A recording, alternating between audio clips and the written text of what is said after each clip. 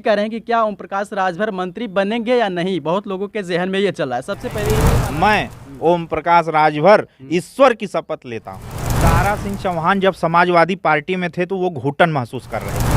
क्या कमियां रही जो कि घोसी में आप लोगों को सफलता नहीं मिली? कोई कमी नहीं थी।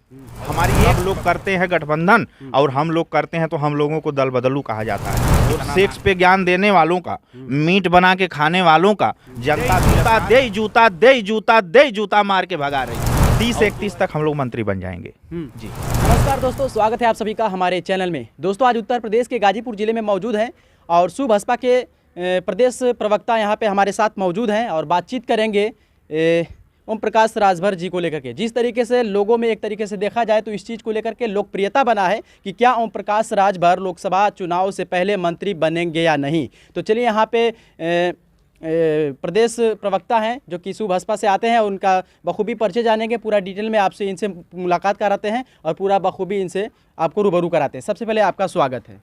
बहुत बहुत धन्यवाद।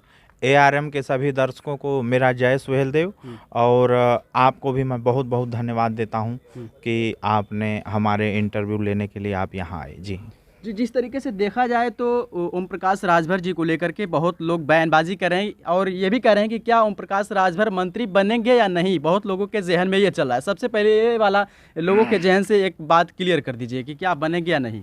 बहुत जल्दी मंत्रिमंडल का विस्तार होगा और बहुत जल्दी माननीय राष्ट्रीय अध्यक्ष श्री ओम प्रकाश राजभर जी शपथ लेंगे और बहुत जल्दी एक आवाज आप लोगों को सुनने में आएगी, मैं ओम प्रकाश राजभर ईश्वर की शपथ लेता हूँ। जी बनेंगे, 100% बनेंगे।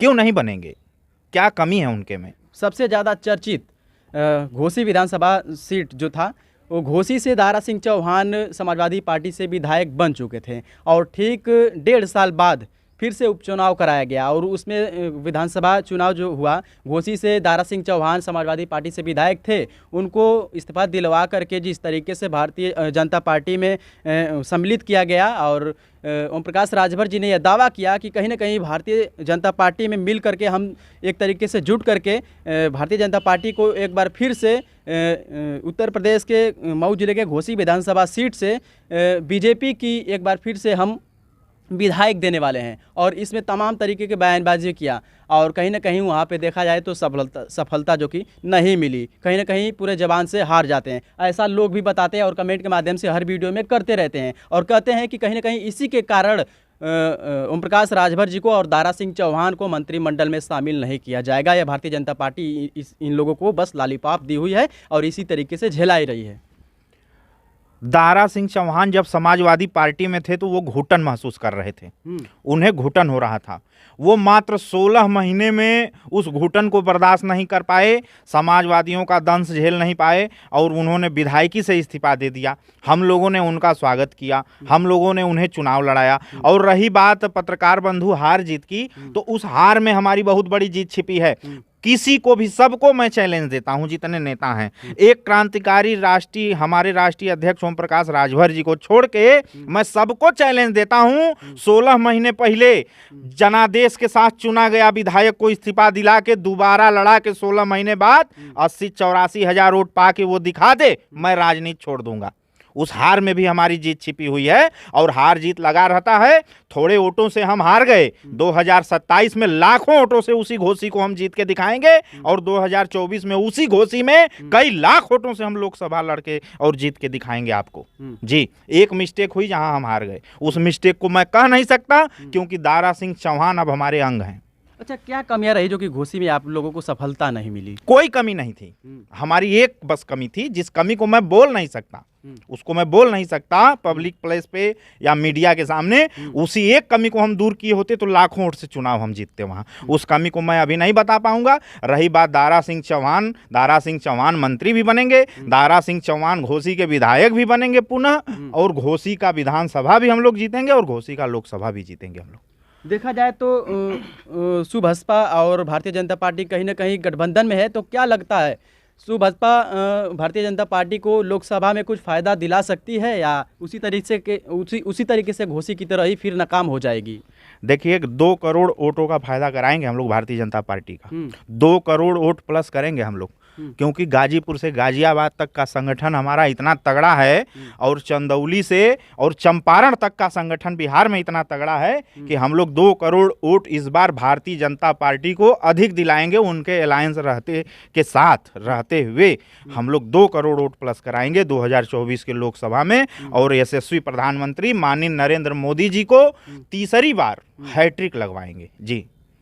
कहीं ना कहीं सदन में जब अखिलेश यादव और ओम प्रकाश राजभर जी से जब सामना हुई थी घोसी विधानसभा सीट से पहले, तो कहीं ना कहीं अखिलेश यादव ने यह ओम प्रकाश राजभर को पूरे हंसते हुए महफिल में कहा कि लोकसभा में आप ठीक हो जाइएगा, और ठहाका लगाते हुए ओम प्रकाश राजभर जी आगे बढ़ गए और इस पे योगी आदित्यनाथ जी उनको देखते ही रह गए। तो क्या लगता है फिर समाजवादी पार्टी के जो अखिलेश यादव हैं उनमें फिर से सम्मिलित होने की विचार है ओम प्रकाश राजभर जी की, जो कि वो वाला क्लिप बहुत ज़्यादा वायरल हुआ था, वो वाला लोगों ने क्लिप काट कर चलाया था कि अखिलेश यादव ने कहा था कि आप लोकसभा में ठीक हो जाइएगा। तो क्या लगता है फिर?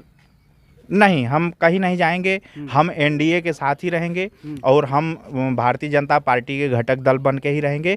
अब आगे हम कहीं नहीं जाएंगे। जब भारतीय जनता पार्टी हमारे एजेंडे पे काम कर रही है तो हम इनके साथ चट्टान कैसे कह सकते हैं? समाजवादी पार्टी में थे, फिर उसके बाद बीजेपी में गए, फिर बीजेपी से समाजवादी में आए, फिर समाजवादी से बीजेपी में आप लोग ने गठबंधन किया, तो फिर क्या आशा है कि आप लोग फिर समाजवादी पार्टी में फिर रुख नहीं मोड़ सकते हैं? देखिए पत्रकार बंधु, गेस्ट हाउस कांड आपको याद है?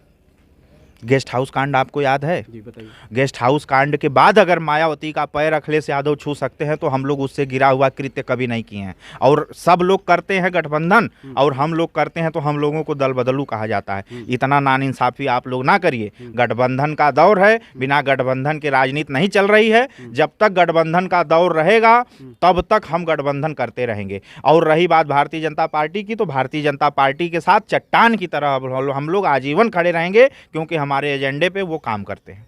जैसा कि आपने कहा कि गठबंधन का ज़माना है और गठबंधन से ही सरकार बनेगी, तो एक तरीके से देखा जाए तो इंडिया गठबंधन चल रही है, जो कि इसमें अनेक दलें जो कि मिल रही है और ये कह रही है कि कहीं ना कहीं अब 2024 में इंडिया गठबंधन की सरकार बनने जा रही है। इस पे क्या कहेंगे? कभी कुछ नहीं होगा।